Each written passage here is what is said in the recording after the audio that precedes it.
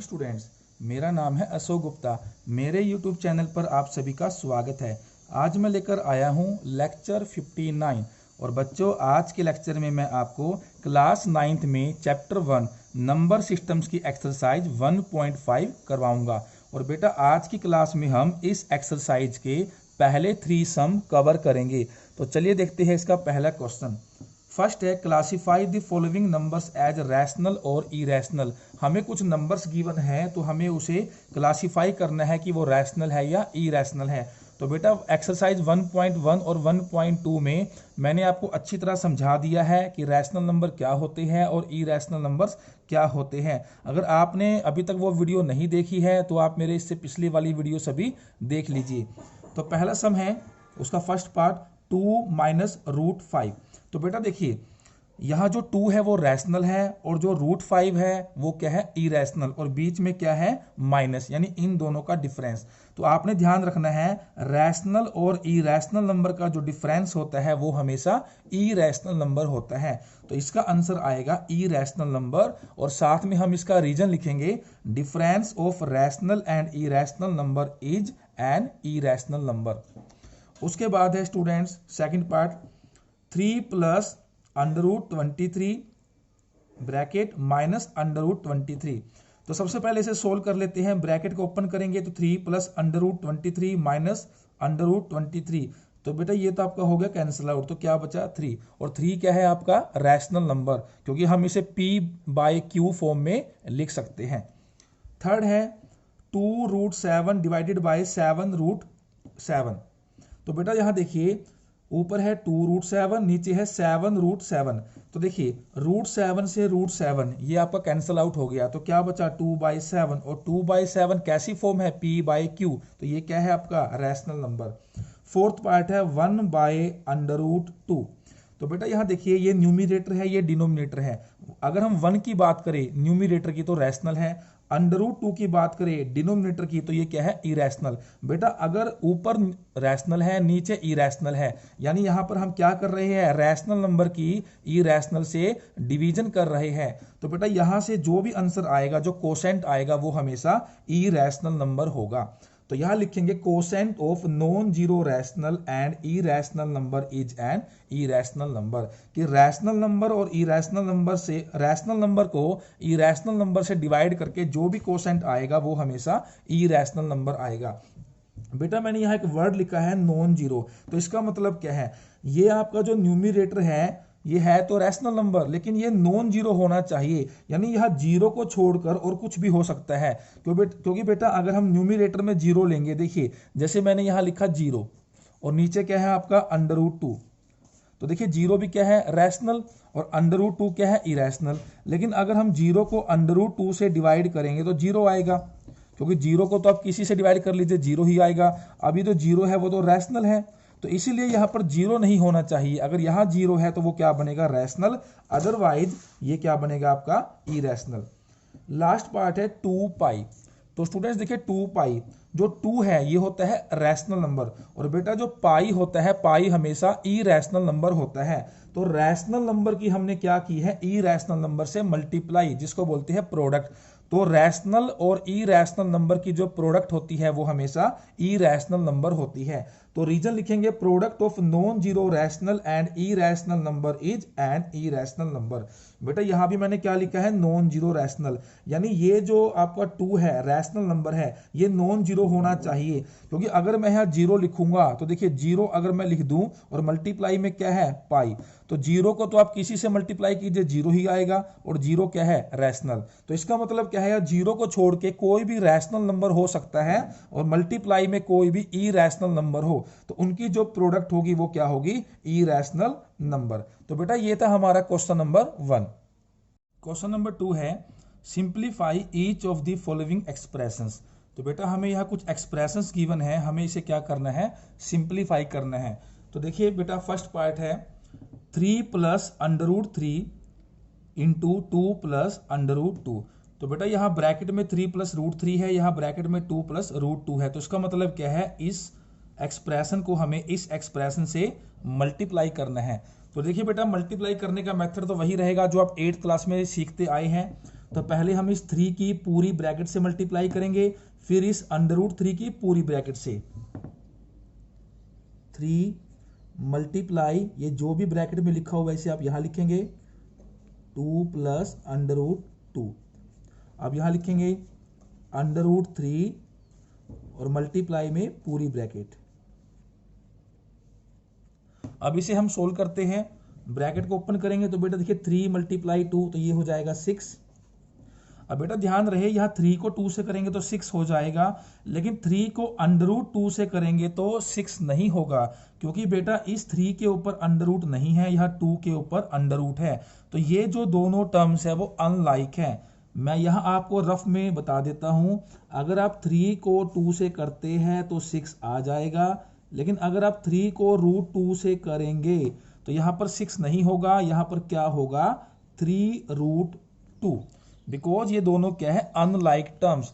तो यहाँ पर क्या आएगा 3√2 प्लस, अब हम √3 की इस पूरी ब्रैकेट से करते हैं मल्टीप्लाई, तो बेटा यहाँ भी देखिए यहाँ √3 है, यहाँ पर सिर्फ 2 है, यहाँ पर अंडर नहीं है। तो √3 को जब 2 से मल्टीप्लाई करेंगे तो यहाँ भी 6 नहीं होगा, यहाँ पर आएगा 2√3।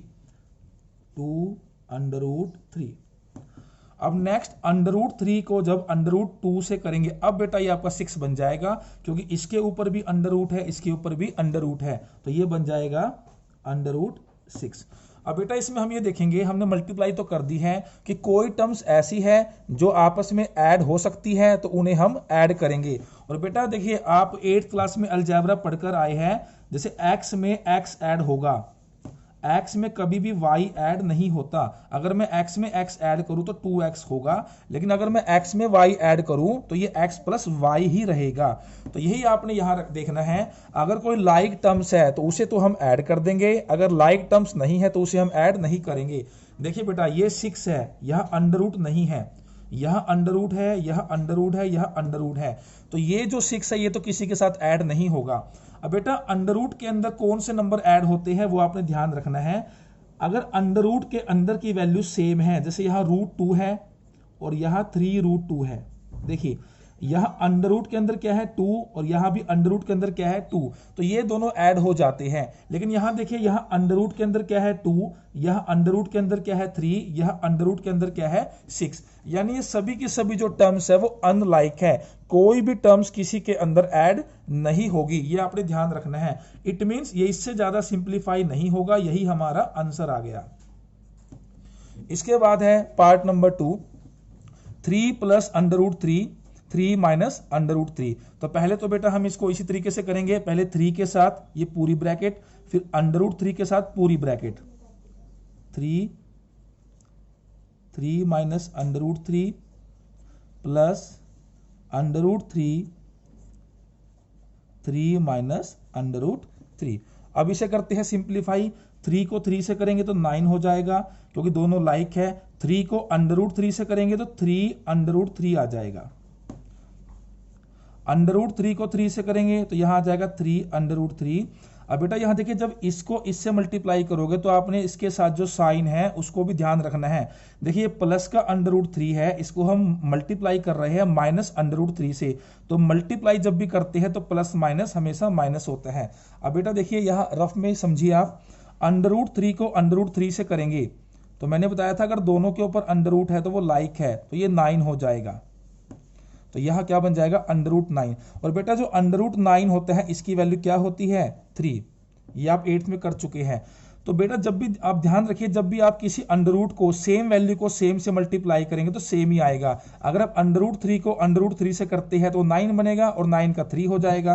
अगर आप √4 को √4 से करते हैं मल्टीप्लाई तो 16 हो जाएगा और 16 का 4 आ जाएगा। तो आप ये डायरेक्ट याद रखेंगे कि √3 3 होता है, √4 4 होगा। तो सेम देखिए √3 को √3 से करेंगे तो ये 9 और 9 का क्या बन जाएगा 3। अब देखिए स्टूडेंट्स ये तो आपके हो गए कैंसल आउट। अभी मैंने बताया था अगर अंडर के अंदर वैल्यू सेम है, देखिए यहां भी क्या है 3, यहां भी क्या है 3, तो इसका मतलब ये दोनों क्या है लाइक टर्म्स, एक प्लस की है और एक माइनस की है। बेटा जितनी वैल्यू प्लस की है अगर उतनी ही वैल्यू माइनस की हो, जैसे प्लस का 8 माइनस का 8 तो क्या आता है 0, ये तो आपको पता ही है। तो +3 √3 और उतनी ही माइनस की है 3 √3, तो ये तो आपका कैंसिल आउट हो गया। तो क्या बचा 9 - 3, और 9 - 3 कितना होता है 6। तो बेटा ये आपका आंसर आ गया। अब बेटा इसी पार्ट को हम एक दूसरे मेथड से भी कर सकते हैं, मैं आपको वो भी सिखा देता हूं। दोनों में से फिर आपकी चॉइस है, आप कोई भी मेथड यहां पर यूज कर सकते हैं। तो बेटा 8th क्लास में अलजेब्रिक आइडेंटिटी आपने पढ़ी थी, a + b a - b। तो ये क्या होती है a² - b², ये आपको पता होगा। तो देखिए यहां पर देखिए a + b a - b, इसको आप कंपेयर कीजिए a + b a - b। तो a क्या है 3 और b क्या है √3। तो ये जो एक्सप्रेशन है बिल्कुल इस आइडेंटिटी से मैच करती है, तो हम यहां पर इसे यूज करेंगे। तो ये जो आइडेंटिटी है वो क्या बन जाती है a² - b²। तो यहां पर a है 3, तो a², तो ये बन जाएगा 3² -b²। तो b क्या है यहाँ पर √3, ये b है, और साथ में क्या करेंगे स्क्वेयर। तो 3 का स्क्वेयर बच्चों 9 होता है, √3 का स्क्वेयर। बेटा अब आप ये बात भी ध्यान रखेंगे, अगर अंडर के ऊपर कभी भी स्क्वेयर आ जाए तो स्क्वेयर और अंडर हमेशा कैंसल आउट होते हैं। इस बात को अपने माइंड में अभी डाल लीजिए, क्योंकि ये जो चीज है काफी बार बार आपकी मैथमेटिक्स में यूज होगी। क्योंकि बेटा जो अंडर होता है, यहां पर जो ये 3 है, अंडर का मतलब होता है पावर 1/2। 3 अंडर मीन्स पावर 1/2, और ऊपर क्या है स्क्वेयर। तो यहां पर देखिए जब सोल्व करेंगे तो 1/2 power raise to the power. तो बेटा अगर पावर के ऊपर पावर आ जाए तो उन दोनों पावर को हम क्या करते हैं मल्टीप्लाई, और 2 से 2 क्या हो गया कैंसल आउट। तो ये बात तो मैं अभी इसलिए बता रहा हूं कि आपको आगे कभी भी दिक्कत ना आए। अभी आप ये ध्यान रखेंगे डायरेक्ट अंडर के ऊपर कभी भी 2 आ जाए तो वो हमेशा कट जाएंगे। तो ये आपका हो गया कैंसल आउट। तो क्या बचा 3, तो 9 - 3 क्या आ गया 6। तो बेटा आंसर तो वही आएगा, क्योंकि मैथमेटिक्स में हम किसी सम को कितने भी तरीकों से कर ले आंसर तो हमेशा हमारा सेम आता है। तो दोनों में से जो भी मेथड आप चाहो इसमें यूज कर सकते हैं। इसका थर्ड पार्ट है √5 + √2 होल स्क्वेयर। तो बेटा इसे सिंप्लीफाई करते हैं। बेटा पहले आप रफ में इसे समझिए कि x × x क्या होता है x², यानी x² को हम लिख सकते हैं x × x। सेम यहां देखिए √5 + √2 होल स्क्वेयर, तो इसे हम लिख सकते हैं √5 + √5 + √2। जैसे हमने x × x² किया, ऐसे √5 + √2 मल्टीप्लाई √5 + √2 क्या हो जाएगा √5 + √2 का होल स्क्वेयर। अब इसे बेटा जैसे हमने फर्स्ट पार्ट किया है सेकंड पार्ट किया है वैसे सोल्व करेंगे। √5 के साथ पूरी मल्टीप्लाई करेंगे, तो √5 मल्टीप्लाई ये जो ब्रैकेट है हम इसे लिखेंगे जो भी इसके अंदर है √5 + √2। अब जो √2 है इसके साथ ये पूरी ब्रैकेट √5 + √2। अब सोल्व करते हैं, तो √5 मल्टीप्लाई √5। तो बेटा मैंने अभी आपको सेकंड पार्ट में समझाया कि सेम वैल्यू की सेम के साथ मल्टीप्लाई करेंगे रूट के साथ, तो वो नंबर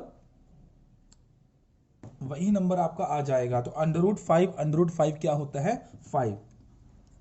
√5 की √2 से करेंगे तो ये बनेगा √10। क्योंकि ये दोनों लाइक टर्म्स है इसलिए हमने इसकी मल्टीप्लाई कर दी। √2 मल्टीप्लाई √5 तो 10 हो गया। √2 मल्टीप्लाई √2, तो दोनों सेम नंबर है अंडर के साथ, तो क्या बन जाएगा 2 बन जाएगा। अब बेटा देखिए 5 और 2 दोनों लाइक टर्म्स हैं, इन दोनों को ऐड किया जा सकता है। तो 5 + 2, तो इन दोनों को ऐड किया तो ये हो गया 7।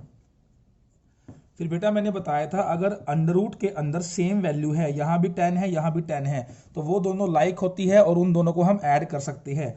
तो जैसे बेटा x + x हमारे पास होता है 2x, ऐसे ही √10 आप इसको x मान लीजिए, तो x + x 2x, तो √10 + √10 तो ये क्या हो जाएगा 2√x। तो हमारा आंसर आ गया 7 + 2 √10। अब बेटा इसी क्वेश्चन को हम एक दूसरे मेथड से भी कर सकते हैं, मैं आपको वो भी समझा देता हूँ। फिर दोनों में से आपको जो आसान लगे, या फिर आप दोनों से भी कर सकते हैं, वो आपके ऊपर डिपेंड करता है। तो बेटा 8th क्लास में आपने एक आइडेंटिटी की थी a plus B whole square, A square plus B square plus 2ab। तो वो हम यहाँ लगा सकते हैं डायरेक्ट इस क्वेश्चन के अंदर। देखिए √5 को आप a मान लीजिए, √2 को आप b मान लीजिए, तो a प्लस बी का होल स्क्वेयर। तो इसे हम सोल्व कर सकते हैं a स्क्वेयर, तो जो हमारा a है उसे आप a लिखिए, उसका स्क्वेयर कीजिए, प्लस b स्क्वेयर, तो b क्या है √2, तो b square plus 2 multiply a multiply b, तो a है हमारा √5 और b है हमारा √2। अब इसे हम सिंप्लीफाई कर लेते हैं। तो मैंने बताया था अगर अंडर के ऊपर स्क्वेयर आ जाए तो वो कैंसिल हो जाता है। तो यहाँ से बच गया 5, यहाँ से बचा 2। अब देखिए इन दोनों के ऊपर अंडर है और इसके ऊपर अंडर नहीं है, तो ये तो आपका सेम रहेगा। 5 2 जा 10, इन दोनों की हो जाएगी मल्टीप्लाई, तो 5 प्लस 2 7 प्लस, और ये रहेगा एज इट इज। तो ये आपका आंसर आ गया। तो दोनों मेथड आपको आने चाहिए, अब दोनों से किसी से भी कर सकते हैं। अब बेटा करते हैं इसका फोर्थ पार्ट। तो फोर्थ पार्ट में हमें सिंप्लीफाई करना है।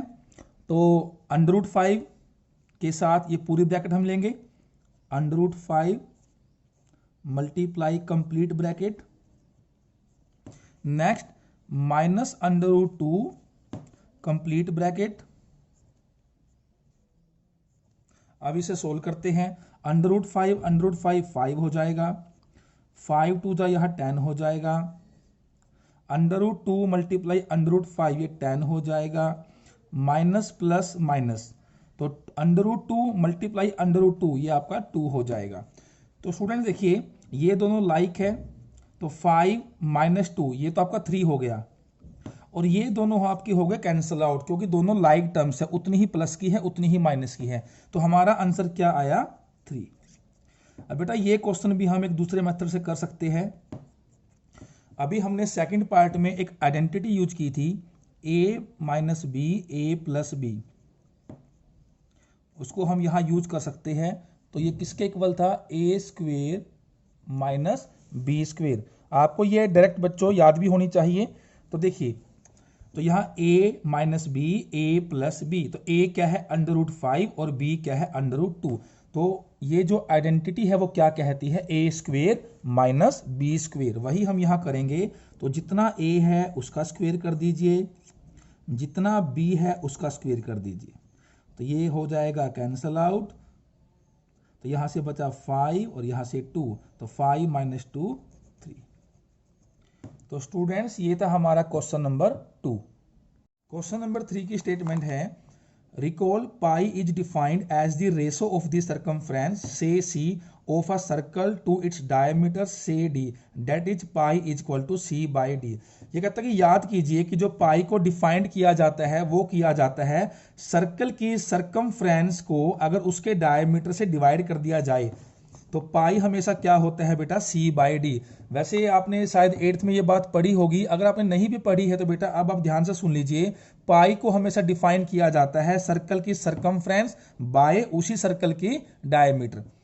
ये कहता है this seems to the contradict the fact that pi is irrational, कि बेटा हमें यह पता है कि जो पाई होता है वो हमेशा इरेशनल नंबर होता है, लेकिन अगर वो इरेशनल नंबर है तो यहाँ pi is equal to C by D है। अब सी और डी ये किस फॉर्म में है, पी बाई क्यू, और बेटा जो नंबर पी बाई क्यू की फॉर्म में होता है वो हमेशा रैशनल होता है। तो ऐसा कैसे पॉसिबल है, how will you resolve this contradiction, तो आप इस कॉन्ट्राडिक्शन को कैसे सोल्व करेंगे। तो देखिए स्टूडेंट, तो अभी मैंने आपको बता दिया है कि पाई हमेशा क्या होता है c बाई डी। तो यहाँ मैंने एक सर्कल लिया है जिसकी मैंने जो रेडियस है वो 2 सेंटीमीटर ली है, तो इसका डायमीटर क्या हो गया 4 सेंटीमीटर। तो बेटा देखिए पाई इज डिफाइंड, पाई को हमेशा डिफाइन किया जाता है किसी भी सर्कल की सर्कमफ्रेंस को उसी के डायमीटर से अगर डिवाइड कर दिया जाए। तो सर्कमफ्रेंस को हम यहाँ c बोलेंगे, डायमीटर को हम शॉर्ट फॉर्म में d बोलेंगे। तो बेटा ये हमारी p बाई क्यू फॉर्म में है, तो इट मीन्स पाई हमारा क्या होना चाहिए, रैशनल नंबर। बट हमें तो पता है कि जो पाई है वो इरेशनल नंबर है। अभी हम बताएंगे अभी ऐसा कैसे है। तो सबसे पहले हम लिखेंगे देयर इज नो कॉन्ट्राडिक्शन, कि बेटा इसमें कोई कॉन्ट्राडिक्शन नहीं है कि पाई इरेशनल है, पाई हमेशा ही इरेशनल नंबर ही रहेगा। अब देखिए बेटा P बाय Q, तो रैशनल नंबर में मैंने आपको बताया था जो P एंड Q है वो इंटीजर्स होने चाहिए। अगर मैं इस सर्कल की डायमीटर के बारे में बात करूं तो यह डायमीटर कितना है 4, यानी ये तो क्या है इंटीजर। लेकिन बेटा जो सरकमफ्रेंस है, अगर मैं सर्कल की सरकमफ्रेंस को मेजर करता हूं तो बेटा वो जरूरी नहीं कि वो पूरी पूरी वैल्यू आएगी, वो डेसिमल में भी आ सकती है। जैसे मान लीजिए वो आ सकता है आपका 12.57123, यानी कि वो नॉन टर्मिनेटिंग नॉन रिपीटिंग भी हो सकती है। वो बात अलग है कि हम इसको अप्रोक्सीमेट ऐसे लिख देते हैं 12.5, तो बेटा वो सिर्फ हम अप्रोक्सीमेट लिखते हैं। लेकिन रीजन क्या है, जब भी हम किसी भी लेंथ को मेजर करेंगे तो हमें सिर्फ अप्रोक्सीमेट रैशनल वैल्यू मिलती है, वैसे वो अप्रोक्सीमेट नहीं होती, वो इरेशनल वैल्यू भी हो सकती है। तो यहां लिखेंगे there is no contradiction when we measure any length with a scale और any other device we get only an approximate rational number, यानी ये जो हमारा C है वो इरेशनल नंबर भी होगा, यानी इरेशनल नंबर भी हो सकता है बेटा। और अगर ये इरेशनल नंबर होगा तो इरेशनल के डिवाइड में तो कोई भी नंबर हो, चाहे वो इरेशनल हो या वो रैशनल हो, तो वो हमेशा हमें क्या देगा, इरेशनल नंबर। और अगर ये इरेशनल नंबर है तो पाई भी क्या है, इरेशनल, तो irrational is equal to irrational, तो यहां पर कोई भी कॉन्ट्राडिक्शन नहीं है। So we may not realize that either C और D इज इरेशनल। भाई हम इसके बारे में नहीं कह सकते कि C इरेशनल है या D इरेशनल है, बट इन दोनों में से कोई ना कोई इरेशनल जरूर होगा। तो बेटा ये था हमारा क्वेश्चन नंबर 3। स्टूडेंट्स, अगर आज की वीडियो अच्छी लगी है तो इस वीडियो को लाइक करें और ज़्यादा से ज़्यादा शेयर करें। इसके बाद हम मिलेंगे नेक्स्ट लेक्चर में। Thank you.